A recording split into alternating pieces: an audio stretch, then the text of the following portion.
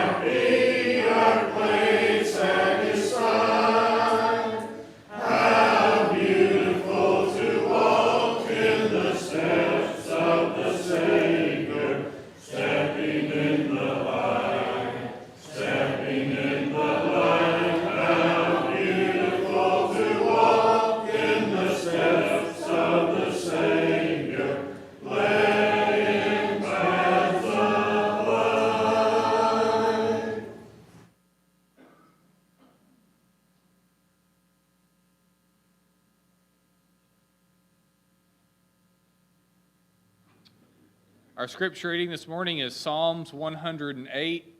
Psalms 108.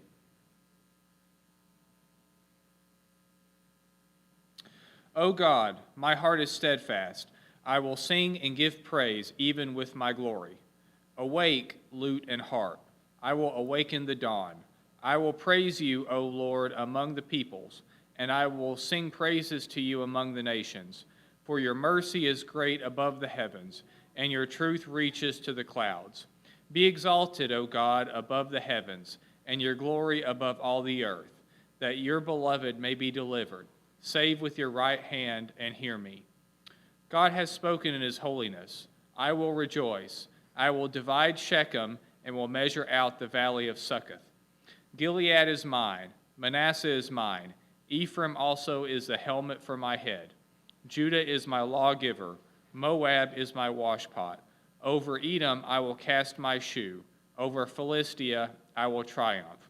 Who will bring me into the strong city? Who will lead me to Edom? Is it not you, O God, who cast us off? And you, O God, who did not go out with our armies? Give us help from trouble, for the help of man is useless. Though through God we will do valiantly, for it is he who shall tread down our enemies. Let's go to God in prayer.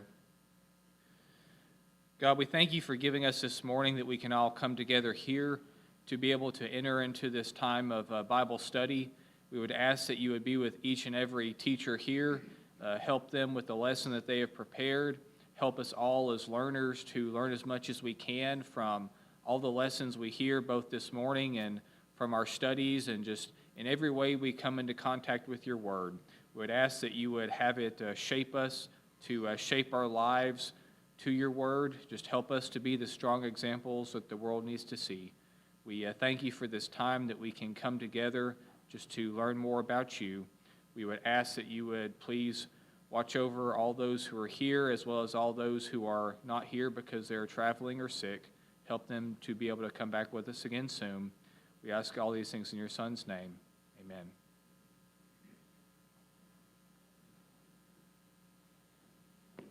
It's time now to go to our classes. The teachers can go first.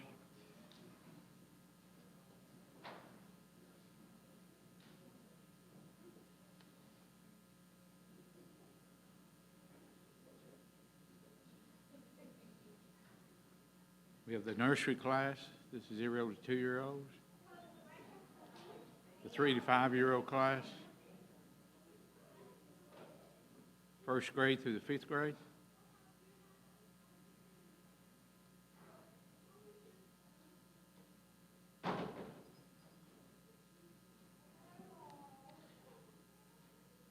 Middle school and high school.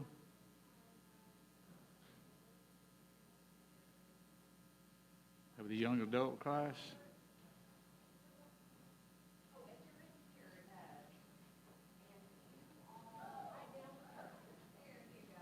The ladies class that meets in the fellowship room.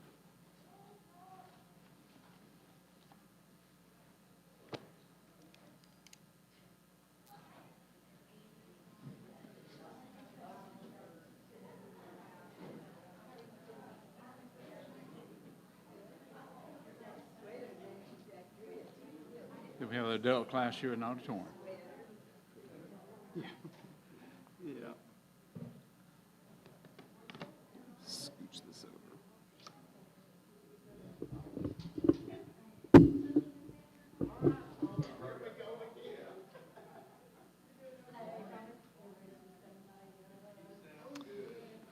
Well, you have your Bibles, go ahead and open up to Ezra chapter 6.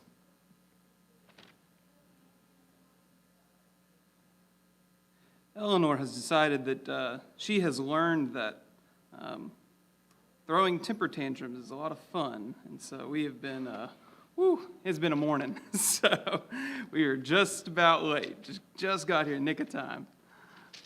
But Ezra chapter 6 is what we're going to be going through. Let me grab the clicker real quick.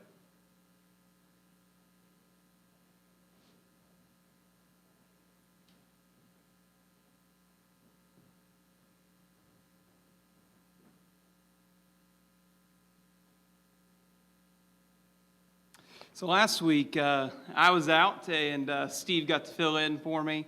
What all did you guys talk about last week? I know you talked about chapter 5, but what all happens again in chapter 5? Just kind of brief summary, brief overview.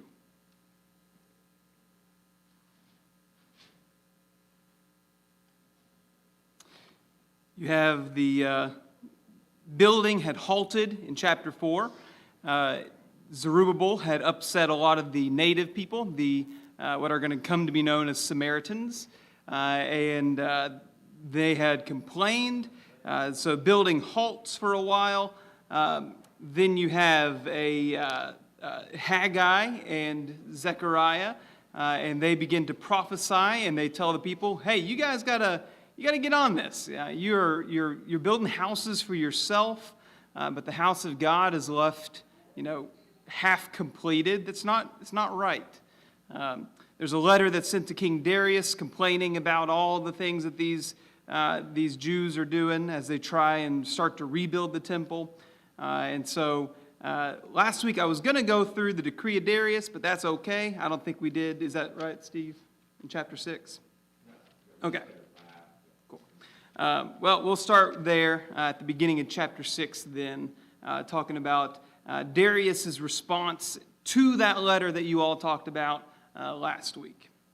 So, this is the last part. If you remember, we talked at the very beginning. The stories of Ezra and Nehemiah really follow after three characters. The first, Zerubbabel, who rebuilds the temple. The second, Ezra, who restores the religion. The third, Nehemiah, who rebuilds the walls of the city. This is going to be really the conclusion of Zerubbabel's tale here in this chapter today. Zerubbabel is about, I think it's in the timeline, I can't remember off the top of my head, but I think it's about 50 to 60 years before Ezra really begins his work. And so he's really a generation removed from those other guys. And this is going to be the culmination and completion of what he's really set out to do. He set out to do a really big task. We'll talk about that in a minute, but Zerubbabel had a big task ahead of him, and he's successful. It's going to be about, I think the time span somewhere about 23 years or so between when Zerubbabel begins, when he returns back from the exile, and when the temple is actually completed. And certainly there were, I think, 17 of those years were spent in that big pause period. But he accomplishes some remarkable things. And despite the adversary that he's going to face. One interesting thing, I had not really, it was kind of stored away in the back of my mind, but I hadn't really thought too much about it. Yeah, almost every time Zerubbabel's name is mentioned, he's mentioned in reference to his father. Like Ezra 5:2, I just see it popped out on my page. Zerubbabel, the son of Shealtiel. Who is Shealtiel? Who is Zerubbabel's family? Yeah.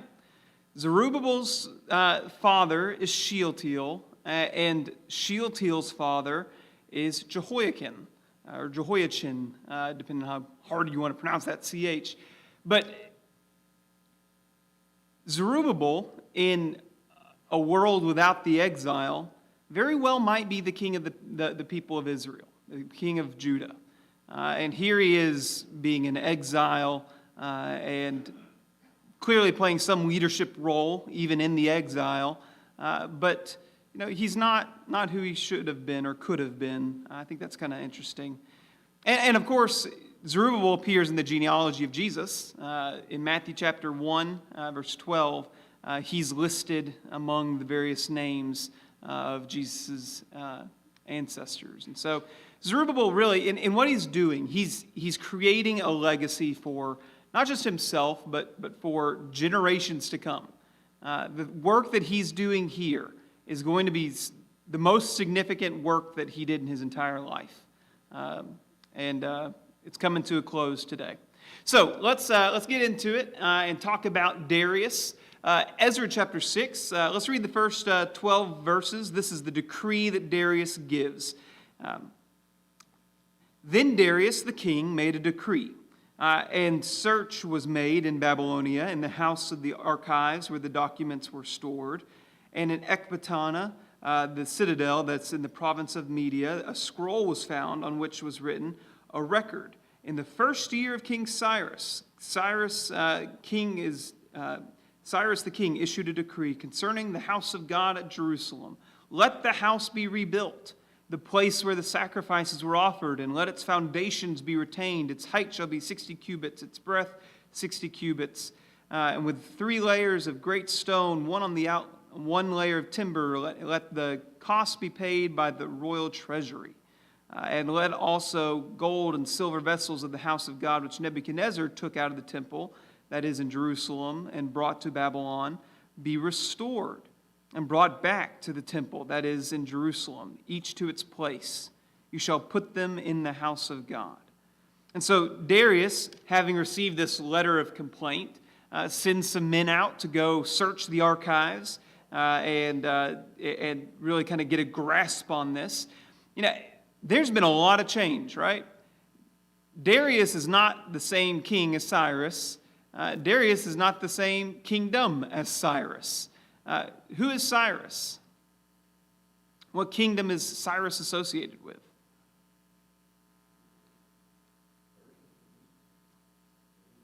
I think is it not the Babylonians? Maybe I'm mistaken here. Yeah. Well, regardless, you have a changeover in power. And I can't remember if Cyrus is Persian or not. I was thinking he is Persian? Okay, well, never mind. I was wrong on that then. But regardless, whenever you have a transition of power, think about the presidents. How easy is it for a president to keep all the promises as the predecessor, even if they like each other? It's hard because there's a lot that's made and a lot that happens. And so Darius, this may have just been a back burner issue for him. And he takes the throne, and he's hearing all these people complaining. And so he says, listen, just tell me what's going on. Let's see what's the law has been written. Let's see what the situation is. And he finds Cyrus's decree, and he decides to uphold it. And so verse 6, now therefore, Tatinai, governor of the province beyond the river, Shethar-Bozenai, and your associates, the governors who are in the province beyond the river, keep away. Let the work of this house of God, let the work on this house of God alone. Let the governor of the Jews and the elders of the Jews rebuild the house of God on its site. Moreover, I make a decree regarding what you shall do in these elders of the Jews for rebuilding of the house of God. The cost is to be paid to these men in full and without delay from the royal revenue, the tribute of the province beyond the river, and whatever is needed, bulls, rams, or sheep, or burnt offerings to the God of heaven, wheat, salt, wine, or oil, or as the priests of Jerusalem require, let that be given to them day by day without fail, that they may offer pleasing sacrifices to the God of heaven and pray for the life of the king and his sons.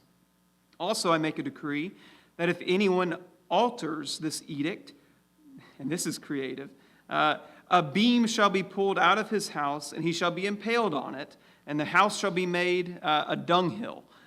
May the God who has caused his name to dwell there overthrow any king or people who shall put out a hand to alter this or destroy the house of God that's in Jerusalem. I, Darius, make a decree. Let it be done with all diligence. And so, for Darius's part, he fulfills the promise that was made by King Cyrus.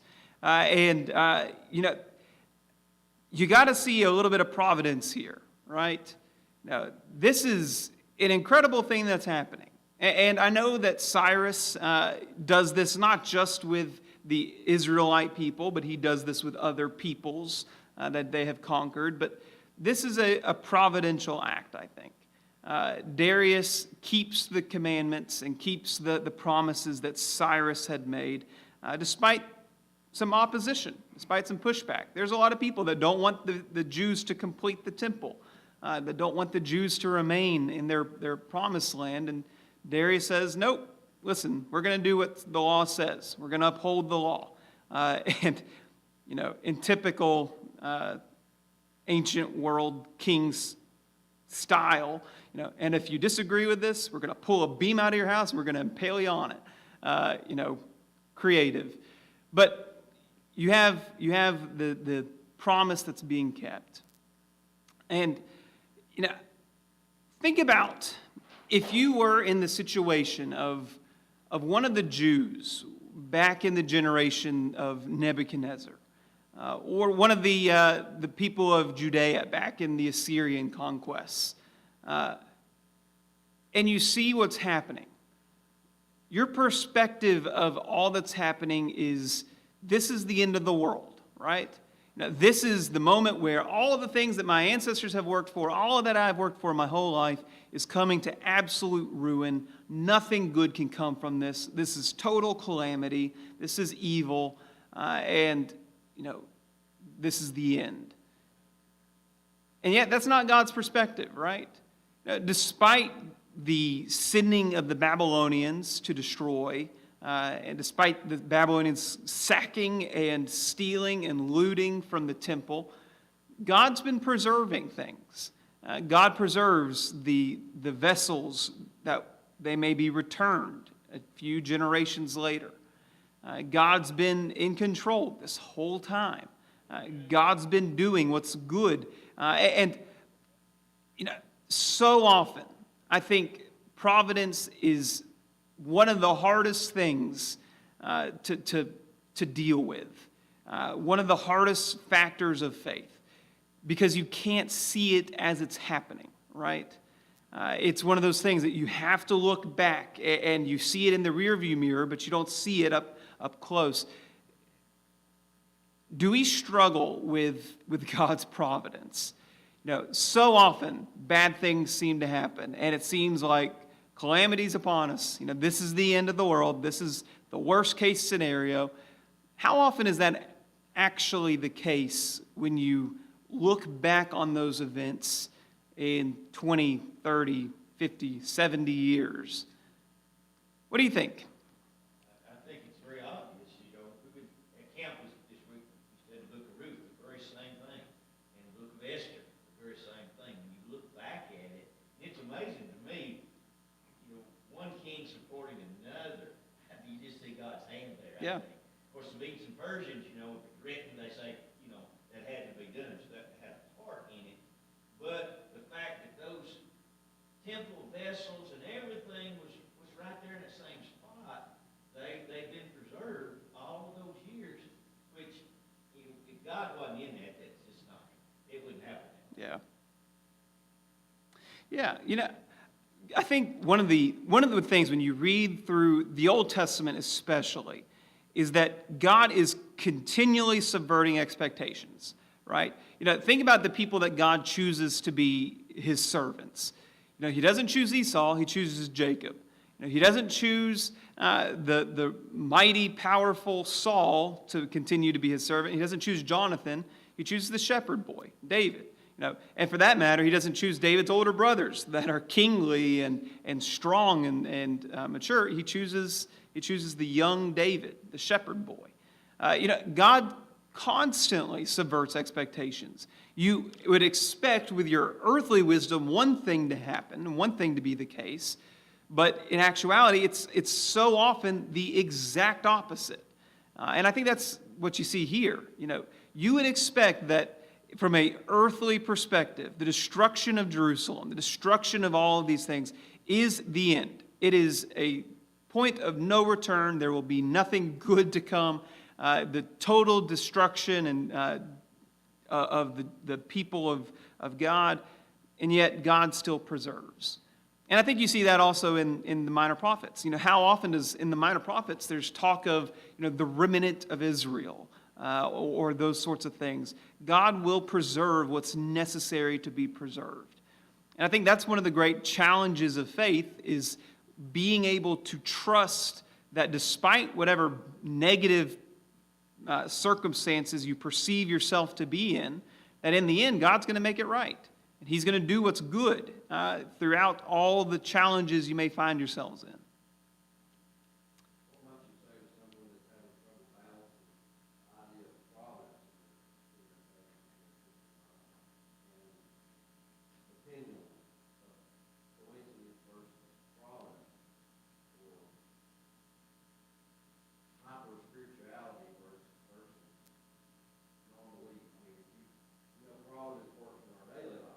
Mm-hmm. Yeah, well, That's a long subject. yeah.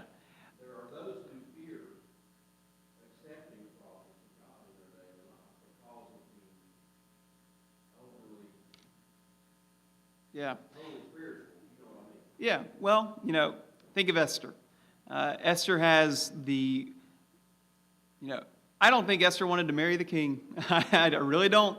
And yet, the situation she's in, is this God's providence, or is this just a mess of a situation I find myself in? Well, perhaps God sent me for such a time as this, right? Looking back, she realizes, oh yeah, well, this was clearly providential. I was in this position to take care of my people. And I think the same thing is true. You may not know when a providential situation is happening, but when it is, you'll know eventually. And so what you should do is, in whatever situation you find yourself in, trust God.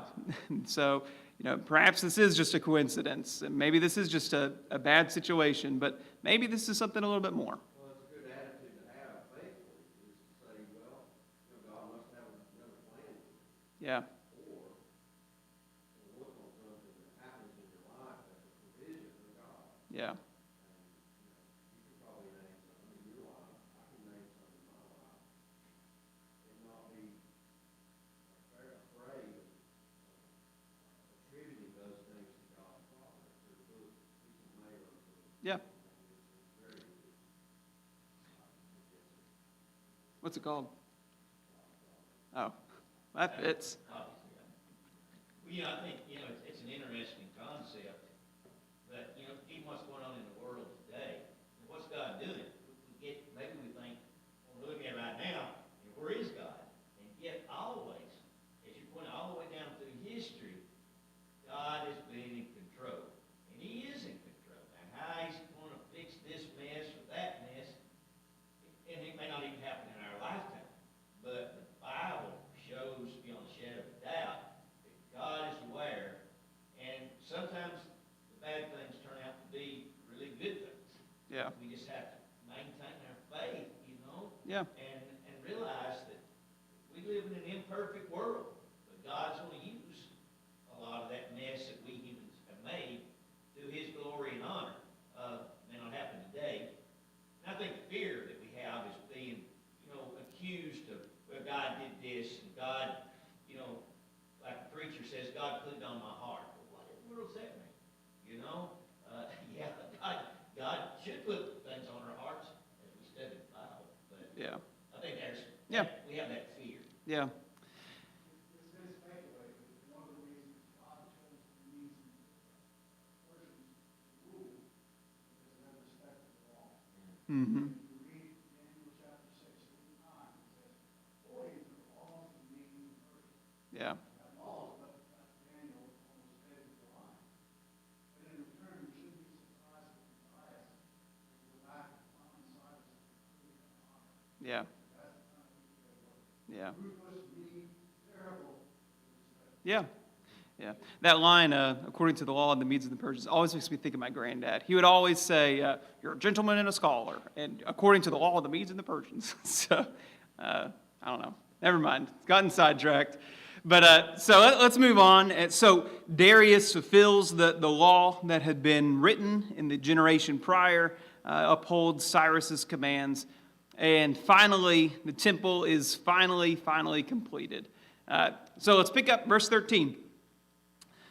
Then, according to the word sent by Darius the king, Tattenai, the governor of the province beyond the river, Shalthazar-Bozenai, and their associates did with diligence what Darius the king had ordered.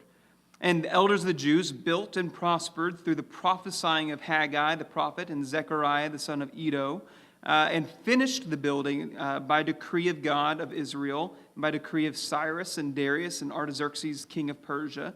And this house was finished on the 3rd day of the month of Adar, in the 6th year of the reign of Darius the king. And the people of Israel, the priests, the Levites, the rest of the returned exiles, celebrated with the dedication of the house of God with joy. They offered the dedication of this house of God 100 bulls, 200 rams, 400 lambs, and as a sin offering of all the people, 12 male goats, according to the number of tribes of Israel. And they set the priests and their divisions and the Levites and their divisions for the service of God at Jerusalem, as it is written in the book of Moses. And so finally, the temple is completed. They managed to accomplish what they set out to do after about 23 years. And they do a really good work. I think I've mentioned this in this class before, but it's just mind-boggling to me, the things that people in the distant past were able to accomplish. Moving massive amounts of stone and putting it, 20 feet up in the air without modern crane. It's just, it's mind-boggling to me. But they're able to work, and they do it fairly quickly, right? It takes them 2 years to lay the foundation. It takes them 17 years on their little siesta. So you're up to 19 years there, and I guess it takes about 4 years then to finally complete the temple after the foundation has been laid. There's road construction work that takes longer than 4 years. But these people are building a temple, and it's a large temple. This is a grand construction, and they do it in pretty swift order. I think the reason for that, and I think this is stated later on, not here, but they were able to accomplish all that they accomplished because they had a mind to work. I believe that's in Nehemiah, talking about the building of the walls. But the people had a mind to work. They had some great goal in sight, and they worked hard to accomplish it. When we think about doing great things, there's a lot of great things that have been done in the past. And there's a lot of great things that are in the works right now. And there's a lot of great things that need to be done in the future. How do we do those? Think about the apostles. The apostles did some incredible things. The apostles spread out throughout all the world. Obviously, we know a lot about Paul and Peter and those guys. Church history tells us about some of the adventures of some of the other ones. I think Thomas was alleged to have gone to India and preach and die there in India and places like that. But, how do they change the world within a generation like they did? How is it that 12 men, albeit they're being guided by the Holy Spirit, of course, but, how is it that the gospel goes from Jesus and his disciples and then grows and grows and grows and grows and grows until, today, although we might use the term Christian loosely, it's about a third of the population would say that they are a Christian. How does that happen?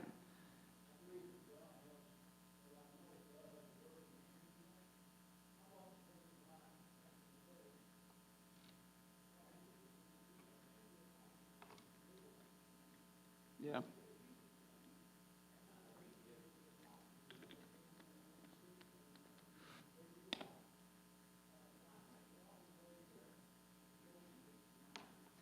Yeah. He aids them along the way. I think that's certainly part of it. But, was God going to force the apostles' hand? Was God going to force Paul to go on those missionary journeys against his will? No. The apostles had a mind to work. They were set to the task. And they worked and worked diligently, and God did the rest. Paul planted, Apollos watered, God gave the increase. Planting's a lot of work. It's a lot of work to go and to spread the gospel. But the apostles were set to do it. Think about, the great works that were done just a few hundred years ago with the American Restoration Movement. You have wild success. Think about the church planting craze in the mid-1900s that some of you all may remember. How do those good works happen? And how do we do that today? What are the steps? Let me ask this way. If we want to have a unity of mind, have a mind to work within our churches, how do we foster that? Because does that happen naturally for Zerubbabel? No. Zerubbabel is fighting this every step of the way. He is fighting to get them to be unified in their mind to work. So how do we foster a mind to work today with people, to do great things? Because I think we need some churches that begin to do some great things. What do you think? A goal that everyone believes in. Yeah. And certainly the temple. Yeah. Admirable goal. Yeah. Yeah. You need a clearly communicated dream, right? A insight and an end in sight. Zerubbabel had the temple, and everyone could rally behind the idea of we need to rebuild the temple. Zerubbabel didn't just wake up one day and say, I'm going to build a temple and go off on his own, right? No, he gathered people to help him. He gathered the exiles and said, listen, we can do this, but all of us are going to need to be bought in, and all of us are going to need to work on this. Zerubbabel can't do it by himself. And so there's a clearly communicated dream. This is what we need to do. This is where we need to go. What else? I think it starts by making sure that you know what God wants. You know, convince ourselves that this is our project, but it's God's project behind it. And you mentioned Nehemiah, you know, with building for the walls. It took them like 52 days, but they all worked. You know, it was I guess they recruited, you know, the people that they would need, but they were convinced above all else, this is what God wants us to Yeah. do. And I think it starts with that. Yeah, I think that's the communication aspect. You know, you need them all to be on the same page.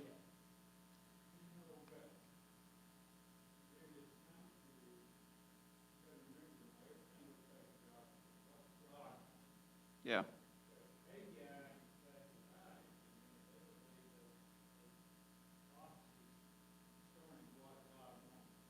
Yeah.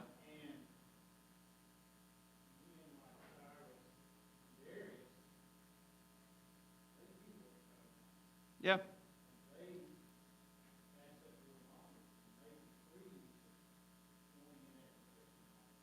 Yeah.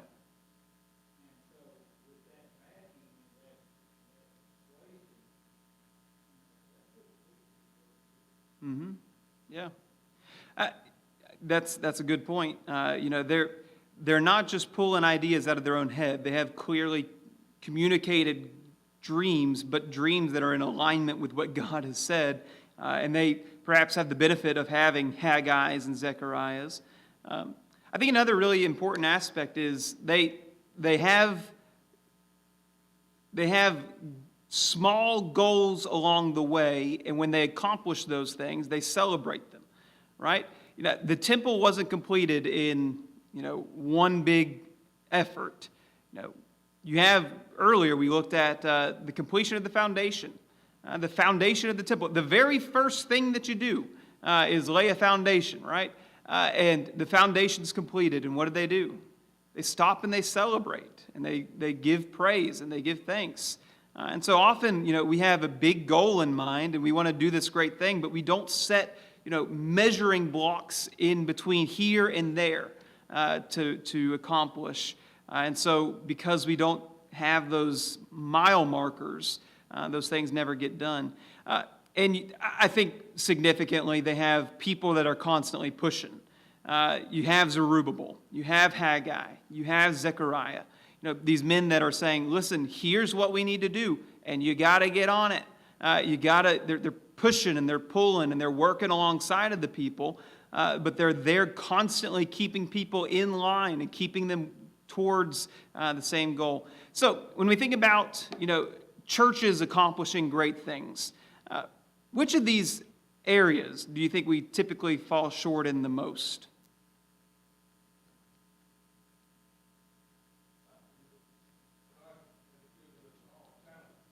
Yeah.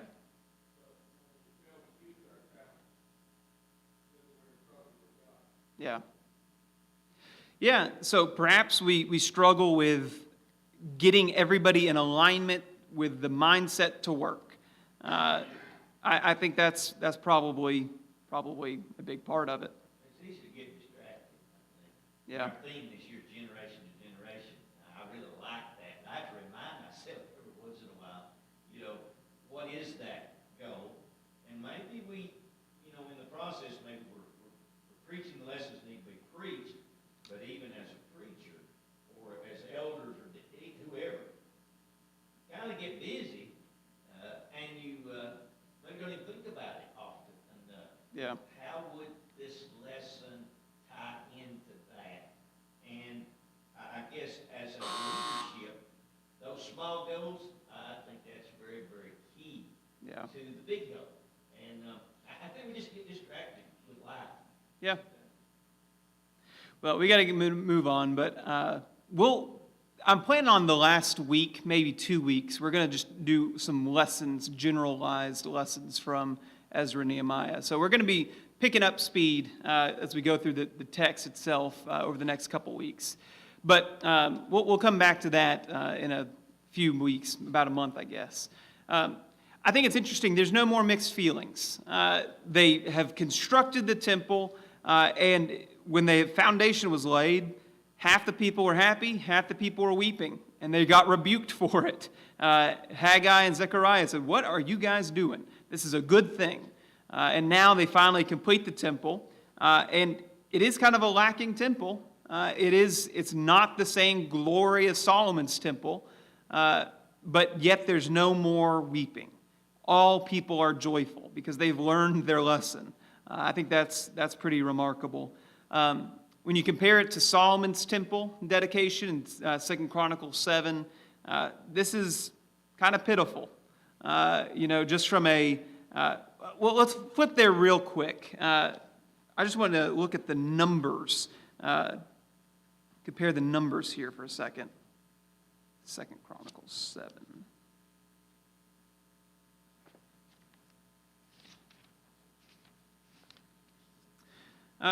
Solomon prays this long prayer. God's glory fills the temple like a fire, and it's overwhelming. Look at just the size comparison of the dedication here in verse 4.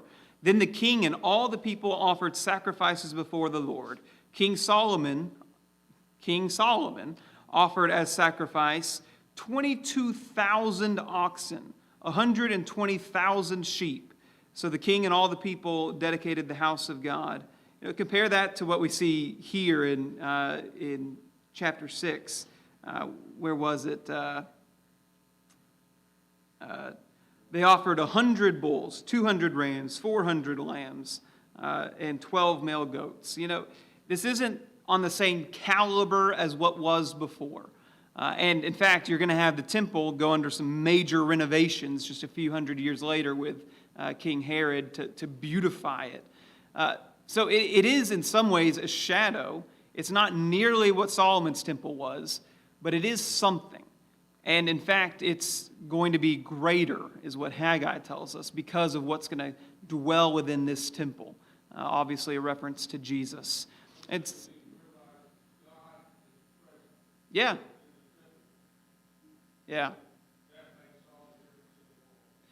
What's significant is the presence of God in the temple. And this temple is going to play host to God in a much greater capacity in Jesus than perhaps in Solomon's day. And so finally you get to chapter 6, 19 through 22. They celebrate Passover, and they keep the Passover, the first Passover with the new temple, and they begin to do re-observe their religion as it's meant to be. Passover is one of those festivals where all the people come up to Jerusalem and celebrate it together. And now they're finally doing that again. You have a very interesting thing in verse 22. They kept the feast of unleavened bread 7 days with joy, for the Lord had made for them joyful and turned the heart of the king of Assyria to them, so that he aided them in the work of the house of God, the God of Israel. Wait a minute, king of Assyria. If I remember right, you had the Assyrians, and then the Babylonians, and now the Mede and the Persians. So what's the deal with the king of the Assyrians? Darius isn't an Assyrian.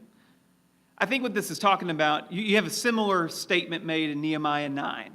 This is a reference to God has been at work since the Assyrians.